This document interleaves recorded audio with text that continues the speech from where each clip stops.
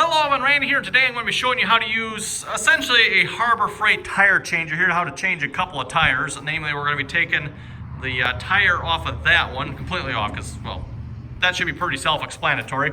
And we're hopefully going to be taking the tire off of this one and putting it on that one. That's going to be the plan here today.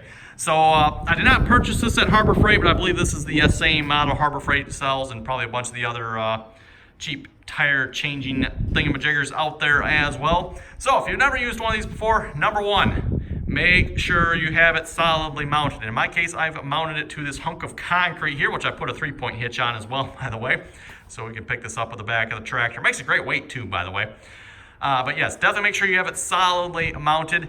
I know they suggest like a pallet or something like that. In my opinion, everyone, that is not solid enough. You need it solid. So chunk of concrete or mount it right to the floor. Obviously, you mount it right to the floor, it's going to be there. So a couple other things too I highly recommend you do. First off, mine's been modified a few times here because I've broken it. So just keep in mind, they are built relatively cheaply and they definitely do not work for larger tires. If you're going to do larger tires, you're probably going to break it. But it comes with one bar. It comes with this particular bar here, which works quite well. No complaints with it. Highly suggest you get a second bar. What you want to get is up to you. It doesn't really matter, but get a second bar. Really makes it a lot easier. You want 2 bars. A couple other things you're going to want as well is a valve stem core tool here, so you can remove the core of a valve stem. That really comes in handy. You're definitely going to need one of these. This particular tool here is what they call a 4-way tool. That top bit there is for removing the valve stem core. You also got a piece here for cleaning the threads on the core. I'm not actually sure what this actually is. I believe that is actually for removing the core, I'd like to say, if it's stuck. And then you also have a thread cleaner here as well for the outside of the valve stem. So that is what that's for. Also just, another style here, screw style. This whole kit here, I picked this entire kit up for like $8. This was my original piece. I'd lost this one, so I bought a new kit. And yeah, $8 for that entire kit. Comes with some valve stem cores, which really comes in handy, by the way. Surprising how many of those go bad. And then a screwdriver type, and it comes with another one of those. This, like I said, this was my original one. I did find it back, so I'm not losing it. But a couple of things you're gonna want here as well. I like to use the white lithium grease. I think it's a little bit slipperier, if that's a word. They recommend using soap, so you can use soap as well. They're just some dish soap.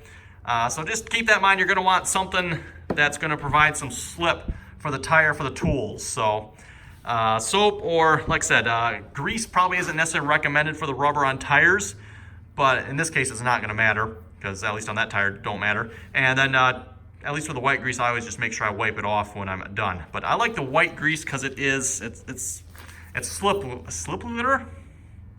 Don't think I quite have that word right, but it makes it easier with the tools there to get the tire off and on and all that good stuff. You'll see once when we get to it here. So just keep that in mind. You can, of course, get the official stuff as well. They do make the official lube for doing this. I mean, if you want to get that, by all means, do so. But if not, that's what I use. Just some white lithium grease there. Spray that on. It works really well. And just real quick here, I want to go over a couple of changes I've made to this tire changer here, mostly due to the fact of breakage occurring. First off, this is the what takes the tire off the bead. I have since bent these pieces here, so I've welded a couple pieces on there just to help hold them. And that seems like that's worked pretty good ever since. You can see the piece on that side there is pretty bent up. So just keep that in mind. This is pretty weak here, and I have welded these side pieces on for support. And that has worked pretty good. There's also some adjustment here up and down, in and out as well, depending on the size of the tire and location of the bead and all that good stuff. This here is what catches the tire, by the way, and then you pretty much just press on that to get the bead off, which, by the way, is the first step pretty much of changing the tire. Next, going up here, I have broke this pin on the original one. I have since welded in a grade 8 bolt here, so this is a grade 8 bolt. I cut the threads off. I bought like a, I don't know, was it 8 or 10 inch bolt here. Lopped the threads off, and so this is now a grade 8 bolt. Like say 3/8. 3/8 is probably the size of that. Also, I have warped this plate, so I've got another, I think that's like a 3/16 or 1/4 inch plate I've bolted to the original plate here. And then I've also broke the middle column here, so let me just show you what I have done. I've changed quite a few tires on this unit, by the way. So it's definitely seen some use. But here's what I come up with. I basically went down to the hardware store, picked up the biggest bolt they had. This is a 1 1/4 or 1 1/8. I think 1 1/8 inch bolt. And it's like, I don't know, 10 or 12 inches long. It's a big bolt. Solidly welded that to the plate, so this is now my centerpiece. This is the original contraption that holds the tire down. And then on that, I've just got some pipe here with some big washers that go on. So depending on the thickness of your tire here, got a couple different sizes. You know, you can add that on there, a couple different washers if need be. Put that there.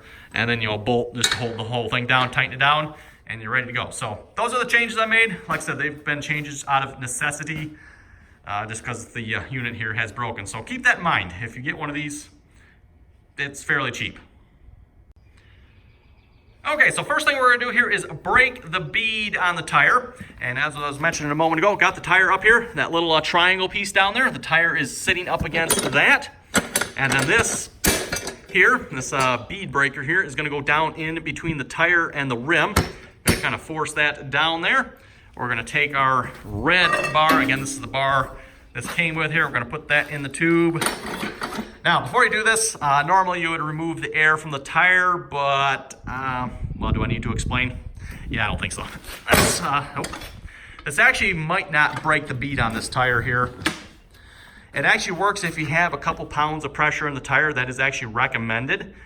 Obviously, you don't want it fully inflated, but you do actually want a couple pounds of pressure just so you can maintain a little pressure on the sidewall so it doesn't do what it just did there and just collapse basically the sidewall of the tire. Now, I might have to work this around a little bit.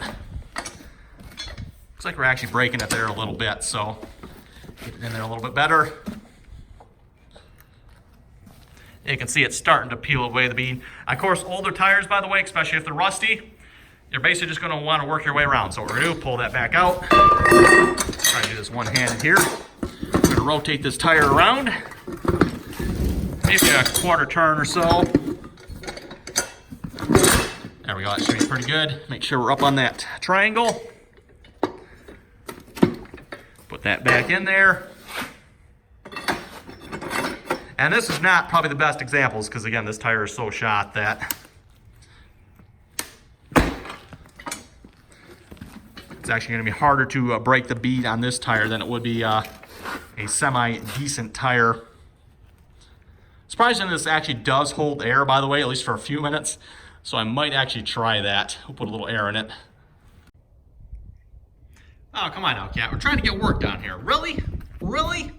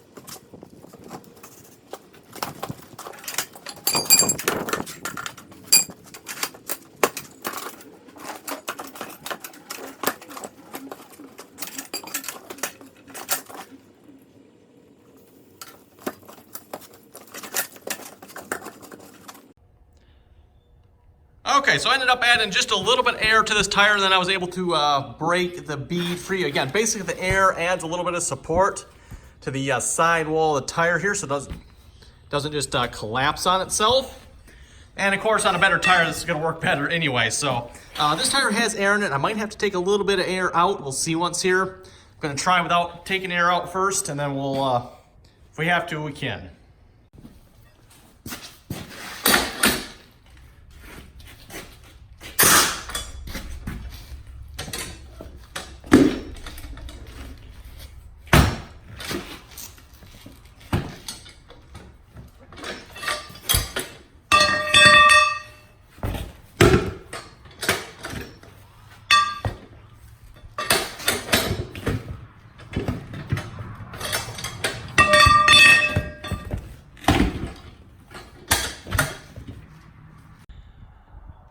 Okay, everyone, so hopefully you can see how much quicker that tire went. Again, a little bit better tire, better shape. And then there was some air in that. I don't know how much air was in it. I didn't bother checking. It was probably like 5 pounds or so. It wasn't, it was still a little bit soft on the sides. And then, yeah, able to pop that one just like that. No problems at all. Again, because this one is so deteriorated, that's what makes it hard. Plus, if you got a tire that's like rusty and stuff too, then you're basically just got to work your way around. Just keep working your way around, breaking it free. Add a little lubricant if you have to, and that should get the job done for you. And for the next step here, we're actually going to take the tire off. So I already got the tire setting up here. Basically, the middle of the tire is going to go over this. I've got the little spike that sticks up here, sticking through one of the lug nut holes, or basically any hole that will capture and prevent it from rotating will work. Next, we're going to set this piece, which is in pretty bad shape. That's probably the next piece that's going to go. And this just happens to be my setup. Put that on there. Drop a couple washers on that. And how about a couple washers on top of there. I'll just set it all on there, and then we'll put the nut on here. Tighten that all down fairly well, and we'll be ready to take this tire off. And just an adjustable wrench here. This is a big nut, like 1 and 7, no, not 7/16. 1 in, oh, I forget the size now. Maybe, is it 11?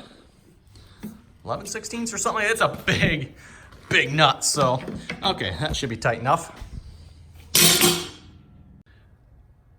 Once we got the tire mounted here, we're gonna make sure the tire's off the bead. It is off the bead all the way around. We're gonna take this bar, or you can take the other bar too, doesn't really matter. I'm just gonna demonstrate with this one, because it's the one the tire changer came from. I'm gonna put my knee up on this side here, just to hold this tire down. I'm gonna stick the bar down on that side. Try to get it down in there. And we're gonna pull it up here, see if I can do this one-handed, there we go. What you want to really watch for, make sure the tire on the opposite side of where your bar is down underneath where the bead goes. So the bead goes here. See if I can show you that good. So that's where the bead is going to go. Make sure this is down in the lower portion of the tire here. And then you should be able to rotate this around. Now this is where another bar comes in handy. I'll grab this one actually. Because otherwise sometimes the tire likes to go back down. And I like to stick another bar in there. That'll kind of help hold it. Usually I stick this one on this side. So stick one on that side, stick one on this side, and I might have to put a little lubricant on this here, and this is where you want this solidly mounted, because if you don't, you're going to be putting some pressure on this. Yeah, the tire's coming up. We're just going to rotate this around here.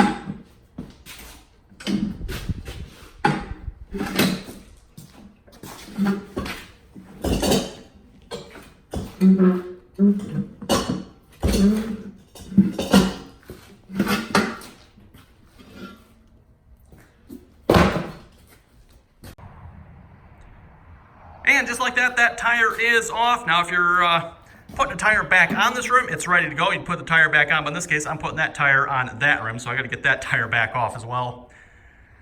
That, yeah, depending on the shape of that, that might not be the easiest, but we're gonna get that tire off here as well. Again, the key thing to remember here when you're taking the tire off, watch and make sure that the bead of your tire, this here, is down here when you're taking it off. Same for the top and bottom, doesn't really matter.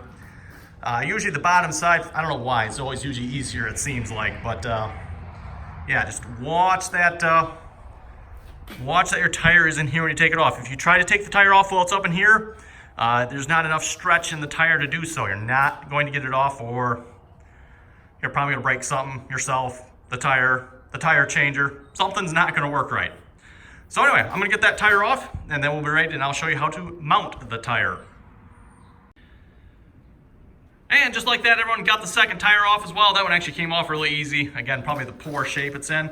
Now we're ready to mount the tire. So to mount the tire, we're just gonna leave the rim up here. Again, I'm mounting this tire to this rim. Just for demonstration purposes here, I'm gonna use the soap. Usually works pretty good. Again, for the stiffer tires, I like to use the white lithium grease. Oh, come on, spray bottle. Need just a little more. So the bottom side, this is gonna be the bottom side. I'm gonna spray soap all the way around the outside here. And now we're ready to put the tire on. We're gonna lift it up there. And we're gonna see once, we might be able to get this on. Sometimes this will go on without having to use any tools, sometimes not. Yeah, I might need a little bit of tool with this. Let's see, I usually like to use this one here.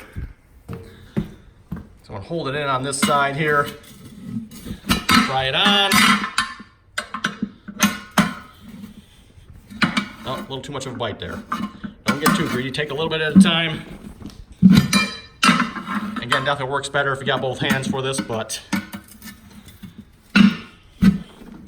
there we go. And again here, watch it and make sure, I don't know if I can get you a view of it, make sure the bead is sitting down in this area here, in this area.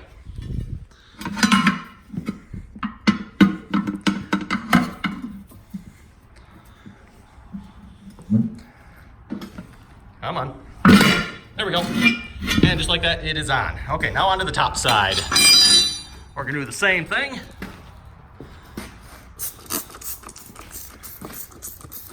With a crummy soap bottle, apparently.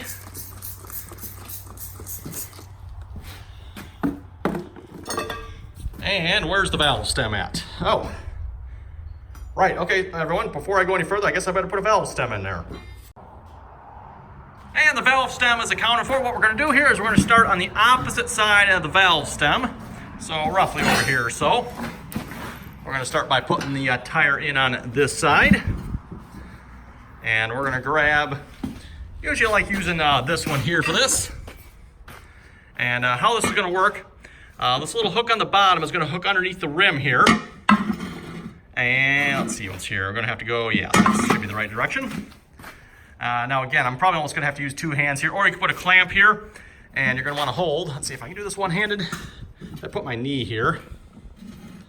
And I should really start a little further over from the valve stem because we're gonna go past it. So let me rotate this around just a little bit here. Let me start a little more over here. That should be pretty good. And I'm just gonna hold it down with my knee, rotate around.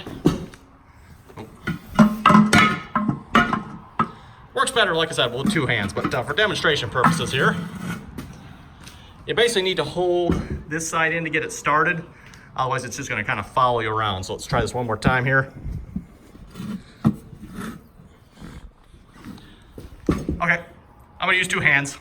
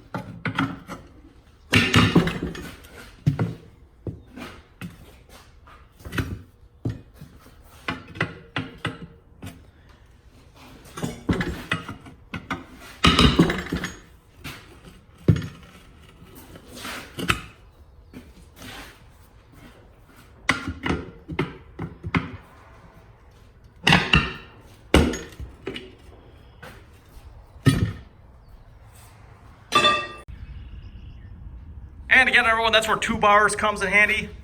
Same as when taking the tire off. Really want to make sure this is down below where the bead sits there. And we pretty much end up opposite end of the valve. So now we're ready to pressurize this tire and seat the bead. And to do that, well, that should be pretty self-explanatory. We're going to air it up. Now, most tires are going to tell you what the pressure is to seat the bead. You can put a little lubricant on this as well if you have to.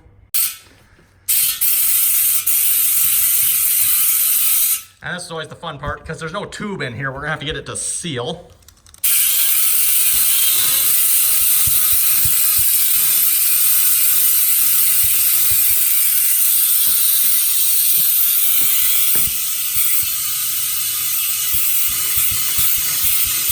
This is where you're seeing people use the starting fluid trick if you have to, but I've never had to do that yet.